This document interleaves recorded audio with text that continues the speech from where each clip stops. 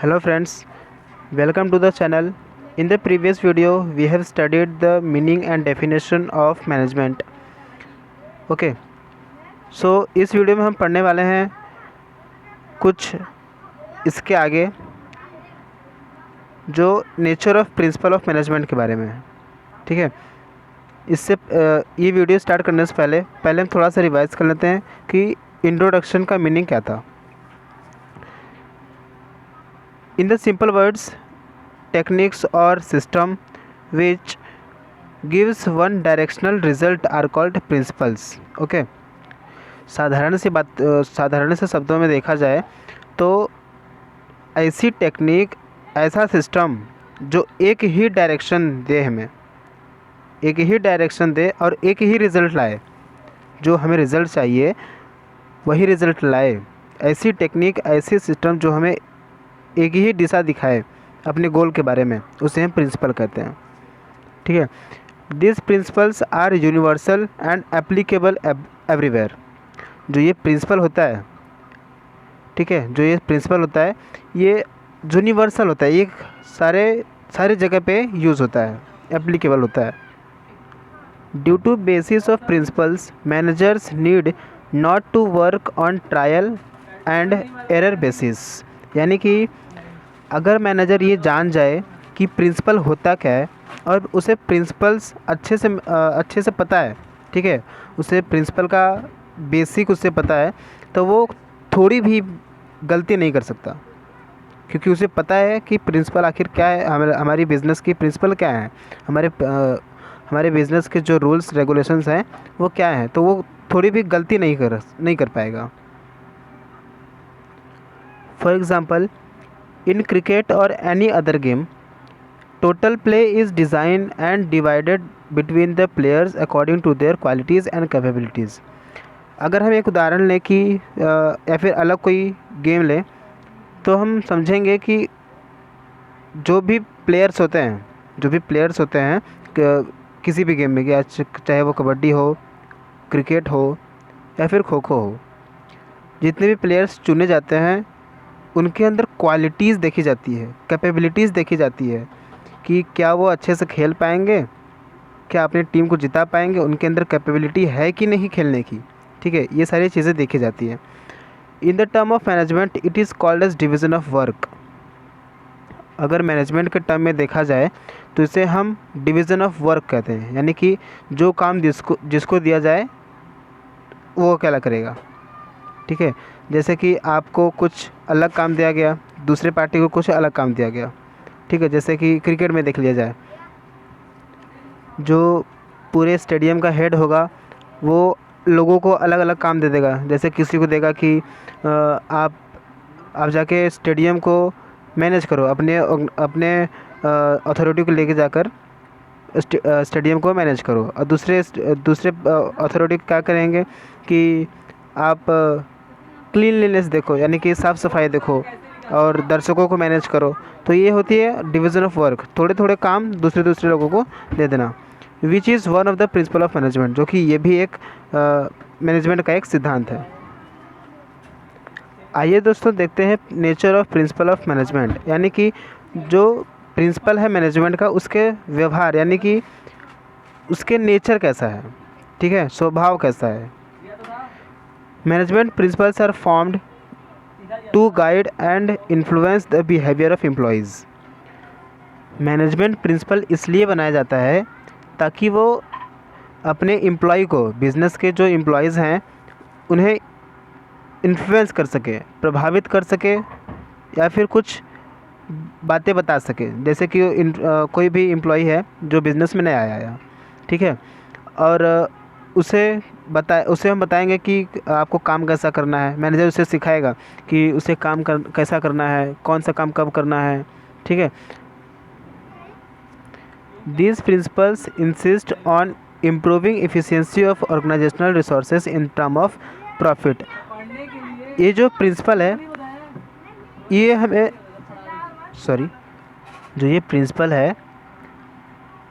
हमें ये बताता है कि ऑर्गेनाइजेशन का जो रिसोर्सेस है, ठीक है, उसे यूज़ करके, उसकी क्षमता को यूज़ करके हमें प्रॉफिट दिलाएगा।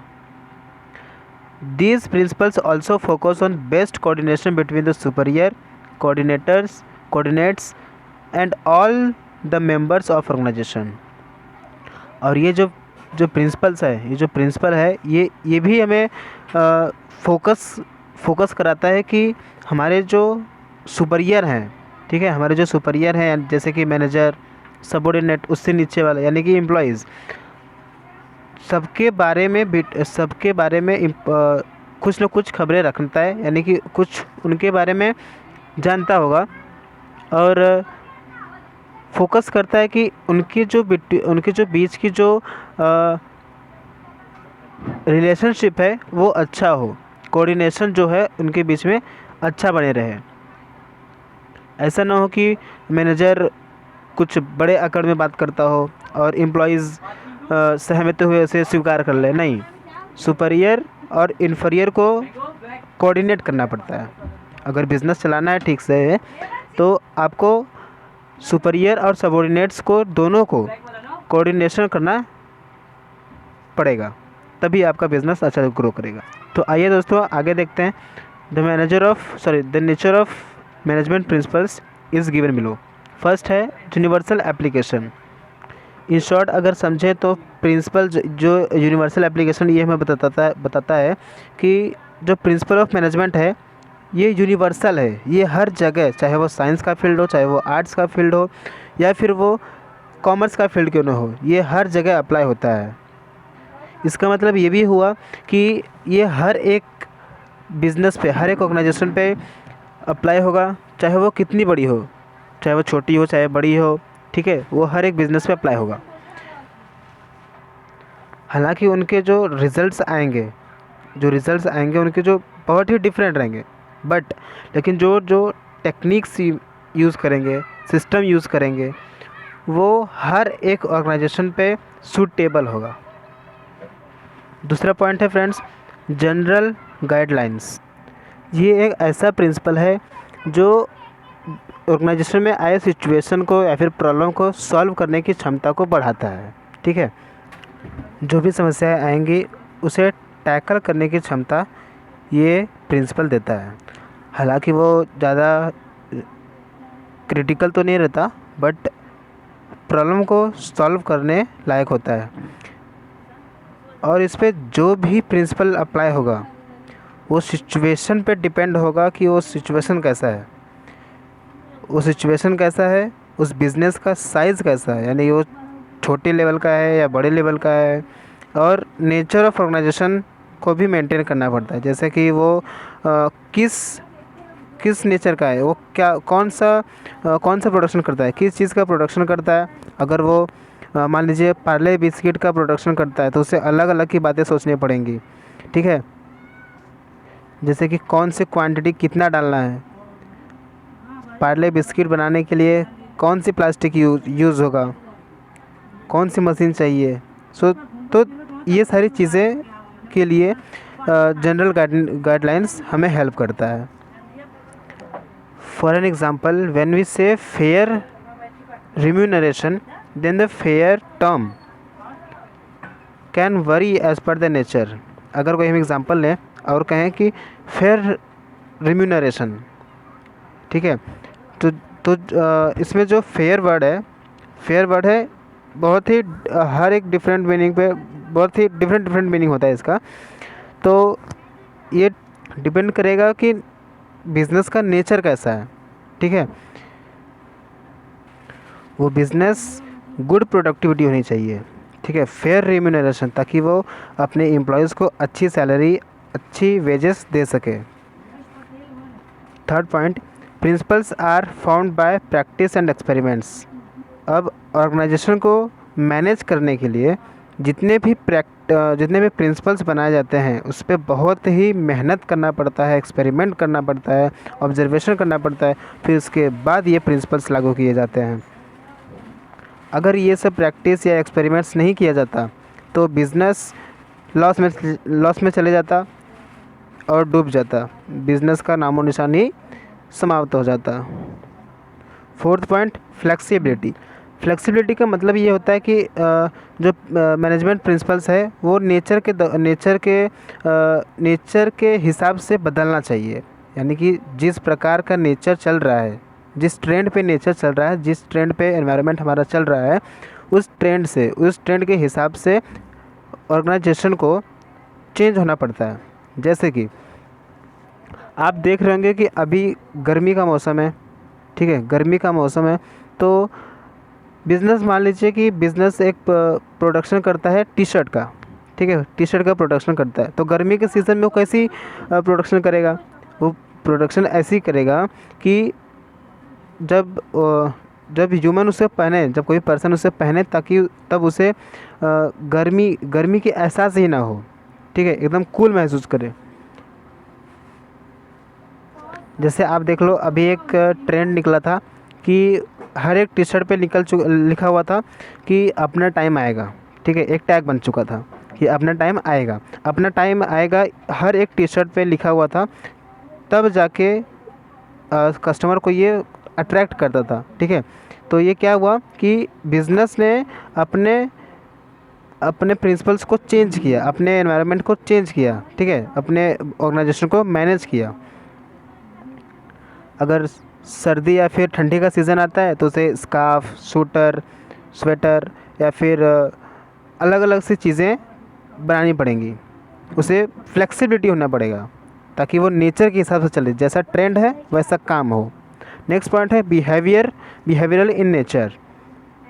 बिहेवियरल इन नेचर ये होता है कि जो मैनेजमेंट होगा ग्रुप में किया जाएगा, ना कि सिंगल पर्सन, इंडिविजुअली नहीं किया जाएगा, ठीक है। ऑर्गेनाइजेशन है भाई, जब ऑर्गेनाइजेशन है तो अब इसमें बहुत सारे लोग होंगे, अकेला बंदा तो होगा नहीं कि जो सारा काम संभाल लेगा, ठीक है। इसे करने के लिए लोगों की ग्रुप बनाई जाती है ताकि जो भी हमारा काम हो सीधे तरीके से, आसान तरीके से, जल्दी से हो जाए, टाइम पर हो जाए, ठीक है। और ह्यूमन बींग्स को भी प्रभावित करे ताकि उन्हें इन्फ्लुएंस करे कि हमारा जो डिज़ाइन है, हमारा जो ऑर्गेनाइजेशन है, किस डायरेक्शन में जाना चाहिए, ठीक। और ये जो प्रिंसिपल है अपने ग्रुप को, यानी कि जो पर्सन, जो अथॉरिटी बनाई जाती है, उस अथॉरिटी को कंट्रोल करती है ताकि वो अपने सही दिशा निर्देश देती है कि वो अपने गोल को, अपने लक्ष्य को सही ढंग से प्राप्त कर सके। नेक्स्ट पॉइंट है कॉज एंड इफ़ेक्ट रिलेशनशिप। अब देखा जाए तो सारे जो मैनेजमेंट के प्रिंसिपल्स हैं डिसीजन मेकिंग पे ही डिपेंड रहते हैं, ठीक है। वो हर एक रीज़न के, हर एक कारण के पीछे रीज़न जानना चाहते हैं कि क्या कारण है कि हमारा जो प्रोडक्शन हो रहा है कम हो रहा है, सामने वाले बिज़नेस का जो प्रोडक्शन है ज़्यादा हो रहा है, उसका प्रॉफिट ज़्यादा हो रहा है, हमारा क्यों नहीं हो रहा है, ठीक है। तो क्या करेगा कि जो भी कॉजेज़ होंगे, जो भी रीज़न होंगे, उसे वो पर्टिकुलर इफ़ेक्ट पे, जो भी इफ़ेक्ट हुआ होगा उसके ऊपर जानेंगे।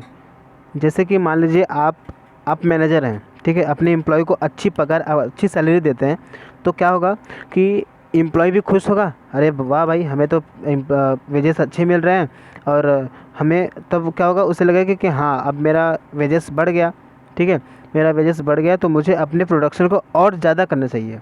तो वो और अच्छे से इंटरेस्ट लेकर वो अपने प्रोडक्शन को अंजाम देगा, यानी कि अपने प्रोडक्शन को और बढ़ाएगा।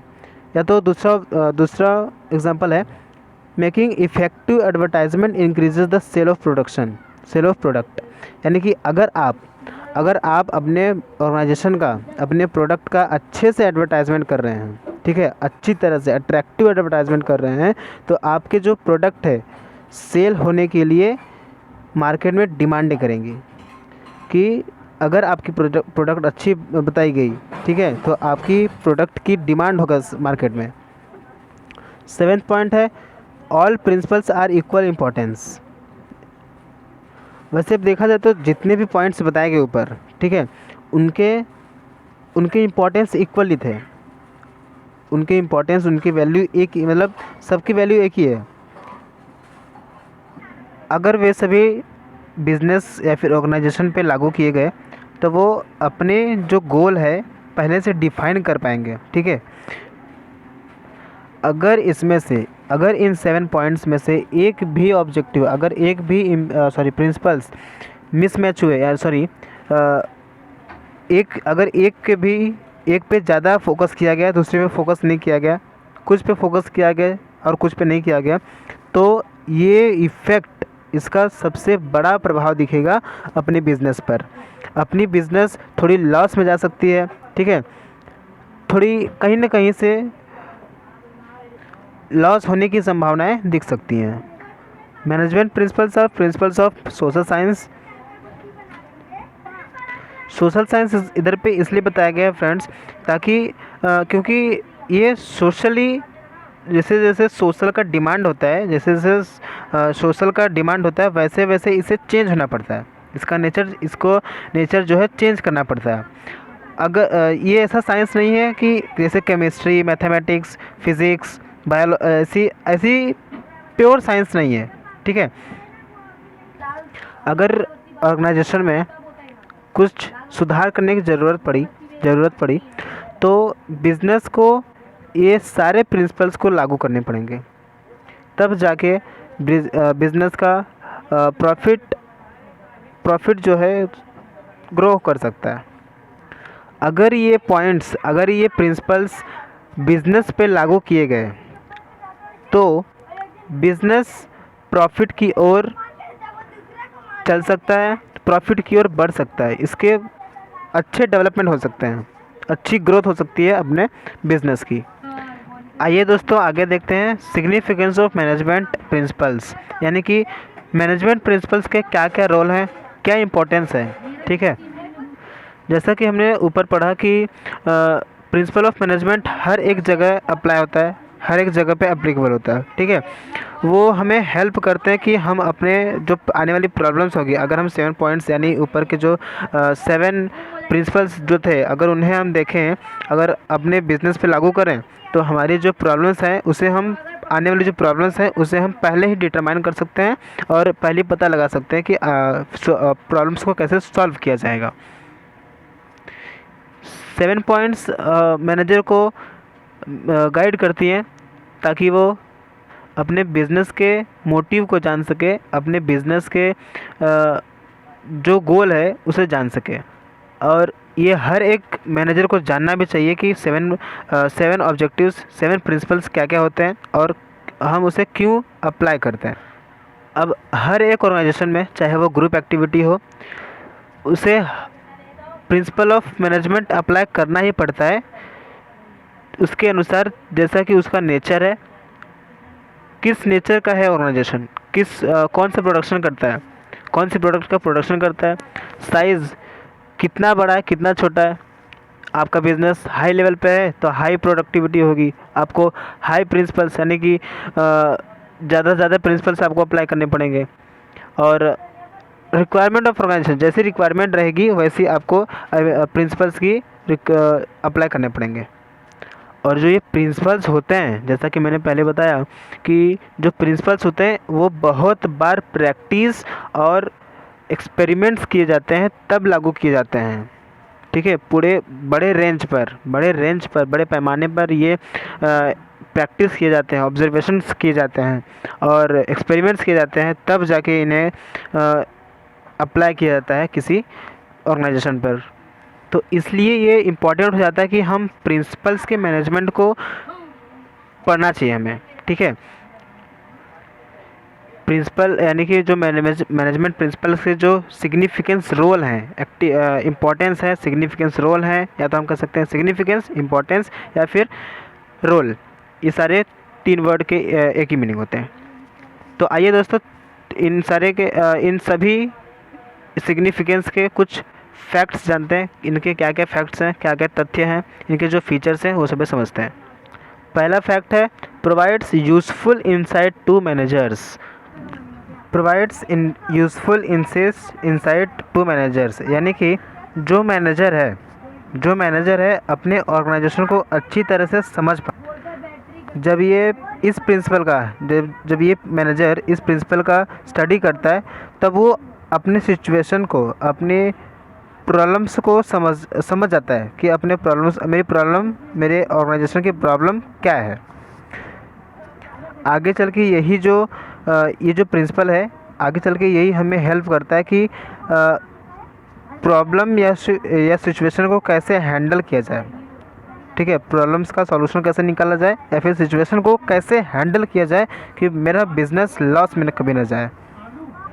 मैनेजमेंट प्रिंसिपल ही एक जो प्रोफेशनल पीपल होते हैं उनके एक्सपीरियंस का रिजल्ट लाता है। ठीक है, जो प्रोफेशनल पीपल होते हैं तो जब ये प्रिंसिपल्स को अप्लाई करते हैं बिजनेस पे तो वो अपने एक्सपीरियंस का रिज़ल्ट इन्हें मिलता है कि उन्हें पता चलता है कि अच्छा जो मैंने एक्सपीरियंस लिया था मेरा रिज़ल्ट अच्छा आया या फिर बुरा आया, मतलब पॉजिटिव आया या फिर निगेटिव आया। जो इसका यूज़ है, जो इस प्रिंसिपल का यूज़ है, ये हमें इसलिए हेल्प करता है कि अपने सिचुएशन को, अपने अलग अलग सिचुएशंस को मैनेजर किस तरह समझता है और उस समय किस तरह बिहेव करना पड़ता है, किस तरह बिहेव करना चाहिए मैनेजर को।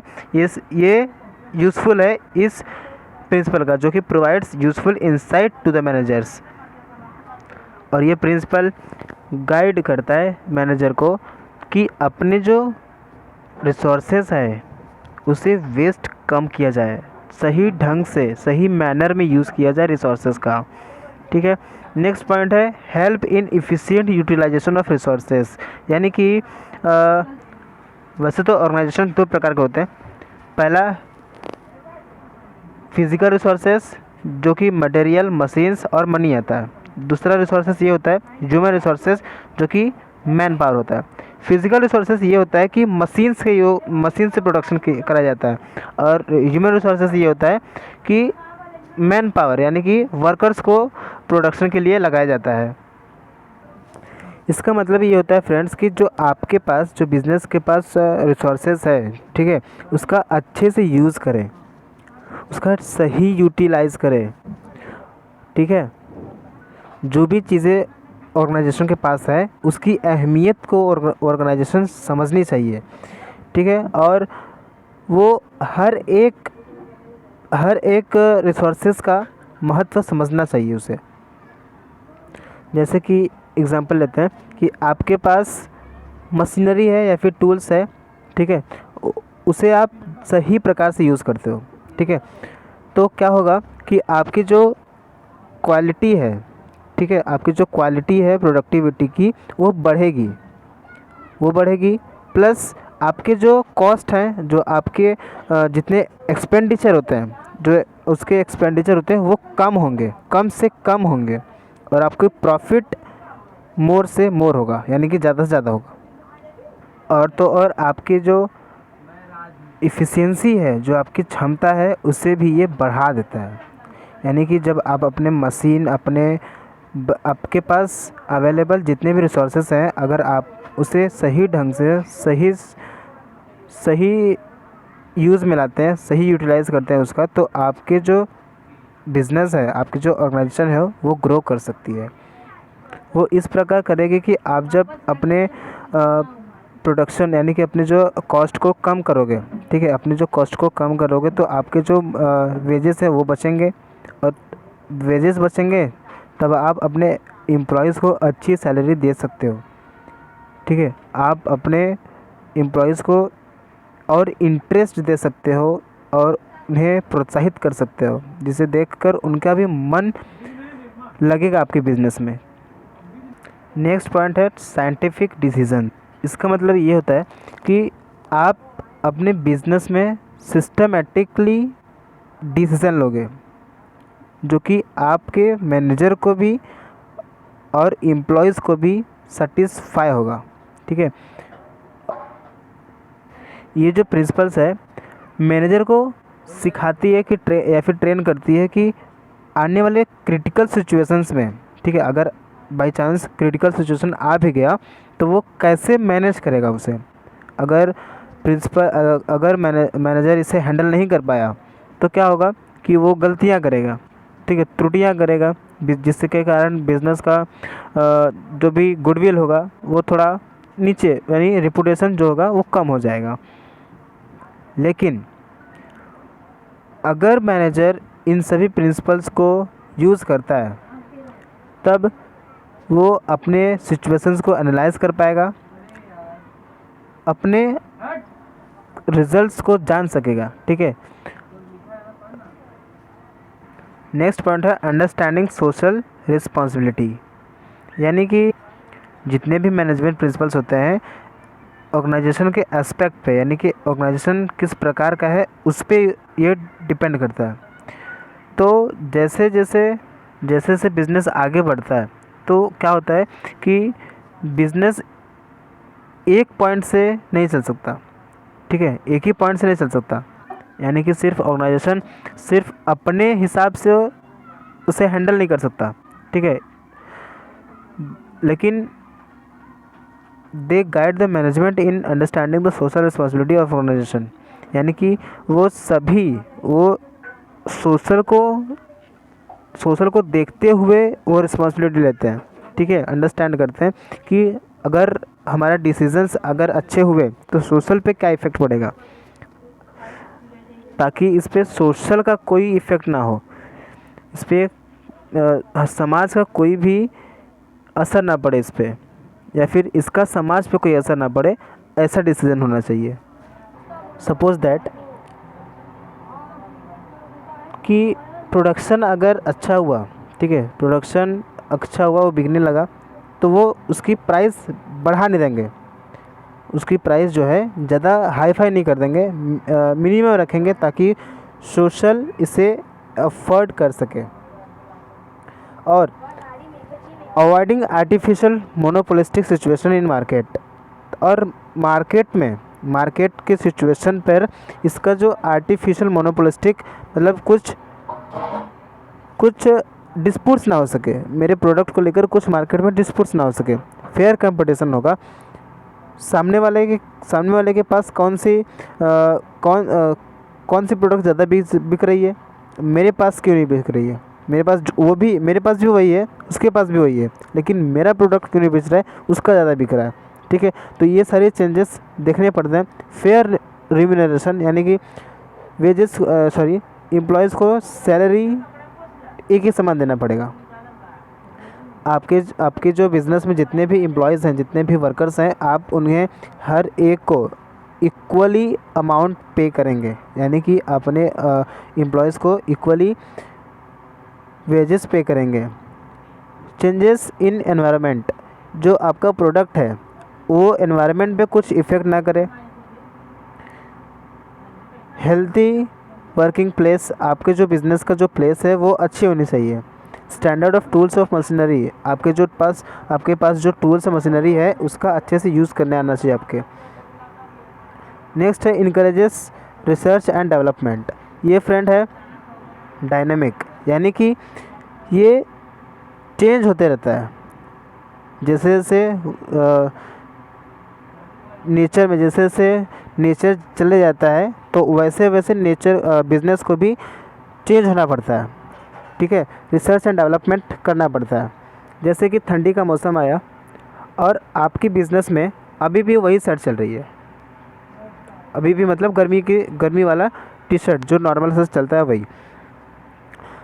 जब आपके बिज़नेस में अलग अलग की स्वेटर्स ठंडी के सीज़न में जो चलती हैं वो अगर प्रोडक्ट प्रोड्यूस होने लगी तो आपकी बिज़नेस ग्रो कर जाएगा।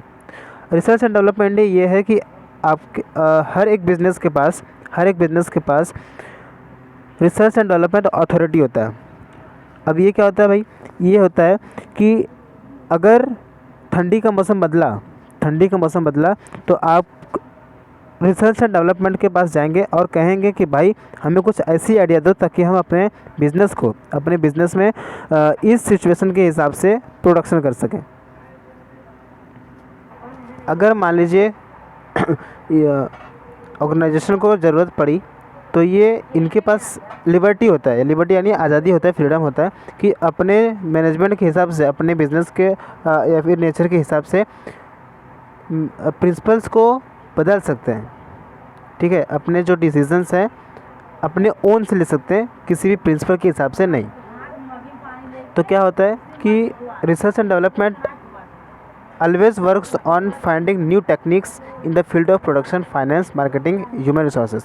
अब R&D यानी कि रिसर्च एंड डेवलपमेंट ऐसा डिपार्टमेंट होता है एक जो कि नए नए टेक्निक्स को, नए नए सिस्टम को फाइंड करती है इन फील्ड ऑफ प्रोडक्शन, कि हमारा बिजनेस के हिसाब से प्रोडक्शन कैसा होना चाहिए, फाइनेंस के हिसाब से यानी कि फाइनेंस यानी कि सोशल को भी देखते हुए कि सोशल हमारा किस प्रकार से इसे अफोर्डेबल कर सकता है, मार्केटिंग, मार्केट में किस प्रकार का इसका डिमांड है, और ह्यूमन रिसोर्सेज, हमारे पास जितने भी ह्यूमन रिसोर्सेज हैं वो इसके लिए अवेलेबल होने चाहिए।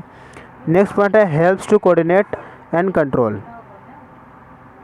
भैया अब हमें पता तो चल गया कि जो मैनेजमेंट प्रिंसिपल्स हैं ये गाइडलाइंस है for better coordination and control, ताकि बिजनेस पे या फिर ऑर्गेनाइजेशन पे कोऑर्डिनेट कर सके, अच्छा कर सके। अगर मान लीजिए आपके पास बड़ी बिजनेस है, ठीक है, बड़ी ऑर्गेनाइजेशन है, तो आपको बहुत ही चैलेंज सहन करना पड़ सकता है। जैसे कि आप डिफरेंट, अगर आपने अलग अलग डिपार्टमेंट्स बनाए तो अलग अलग डिपार्टमेंट्स के एम्प्लॉयज़ होंगे, ठीक है, तो आप उन सभी एम्प्लॉयज़ का ऊपर कोऑर्डिनेशन या फिर कोऑपरेशन नहीं कर सकते, यानी कि फोकस करना उन सब पे बहुत ही चैलेंजिंग टास्क होगा, ठीक है, जिसकी वजह से मैनेजर को कंट्रोल करने में काफ़ी सारी दिक्कतें हो सकती हैं। Management principles offer suitable system while establishing coordination and control. अब जो मैनेजमेंट प्रिंसिपल्स होता है ये एक सूटेबल सिस्टम को प्रोवाइड करता है, ऑफर करता है, ताकि हम अच्छे से कोऑर्डिनेशन अपने बिजनेस पर और कंट्रोल कर सकें। 7 पॉइंट है develops objective approach. With the help of various principles of management, one can develop an objective approach। यानी कि अलग अलग प्रिंसिपल्स ऑफ मैनेजमेंट के हिसाब से अपने ऑब्जेक्टिव को हम अपने ऑब्जेक्टिव की तरफ पहुंच सकते हैं, ठीक है। इसकी वजह से मैनेजर अपने बिजनेस के अपॉर्चुनिटीज़ को पहचान सकता है, अपने फील्ड को पहचान सकता है, अपने बिजनेस में, अपने ऑर्गेनाइजेशन में आई हुई प्रॉब्लम्स को करेक्ट कर सकता है, and can provide appropriate solution date, और इसे अच्छे से अच्छे से सॉल्व कर सकता है, ठीक है, जो कि मैनेजर के माइंड में एक कॉन्फिडेंस लाता है कि अब मैं अपने बिजनेस या फिर अपने ऑर्गेनाइजेशन को सही से चला सकता हूँ, सही से हैंडल कर सकता हूँ, सही से मैनेज कर सकता हूँ। तब उसे और इंटरेस्ट आने लगता है कि अब मैं अपने बिज़नेस को और ग्रो करूँगा, यानी कि अपने बिज़नेस को और बढ़ाऊँगा। दोस्तों इस वीडियो में हमने पढ़ा कि सिग्निफिकेंस ऑफ प्रिंसिपल मैनेजमेंट क्या होता है। नेक्स्ट वीडियो में हम पढ़ेंगे थियरीज ऑफ मैनेजमेंट। चूँकि इस पे बहुत सारे प्रोफेसर्स हुए जिन्होंने अपने अपने थियरीज़ लिखे, अपने अपने अकॉर्डिंग, अपने अपने फील्ड के ज़रिए बहुत सारे थियरीज़ लिखे, तो इसके बारे में हम आगे पढ़ेंगे। तब तक के लिए इस वीडियो को यहीं पे स्टॉप करते हैं।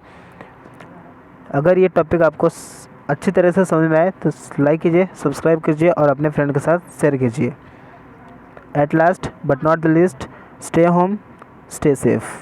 Thank you.